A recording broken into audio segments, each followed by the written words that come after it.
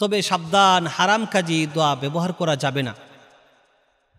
আপনি কঠিন বিপদে আছেন, এই দোয়াটি পড়ুন, আপনি বিপদ থেকে মুহূর্তের ভিতরে উদ্ধার হয়ে যাবেন।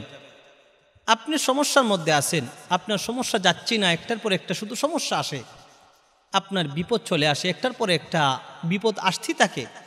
আপনি দোয়াটা পড়ুন, আমল করুন, আপনার বিপদ সমস্যা ধারাবাহিক আর আসবে না।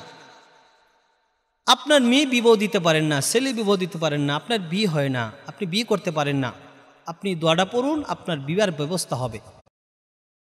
আহাদ, এই দোয়াটা সে পড়তেছে। রাসূলুল্লাহ সাল্লাল্লাহু আলাইহি সাল্লাম তার যার আল্লাহর হাতে চাইবে আল্লাহ তাই দিবেন। ওয়া ইযা সুইলা বি আতা, এবং এটা এমন একটা দোয়া যে দোয়া পড়ে আল্লাহর কাছে সে যা দরখাস্ত করবে তাই আল্লাহ দিবেন। এই দোয়া পড়ে যে দোয়া করবে এটি কবুল করবেন, যা চাইবে তাই দিবেন। আপনি বিপদগ্রস্ত আছেন, অভাবী আছেন, আপনার যত সমস্যা আছে, আপনি এই সমস্যাগুলো নিয়ে এই দোয়াটা পড়তে পারেন। এটা সহিহ হাদিস, আবু দাউদ সহ আরও অসংখ্য কিতাবও আছে, এই হাদিসটা রয়েছে। দোয়াটা আমি আবার বলছি, আল্লাহুম্মা ইন্নী আসআলুকা,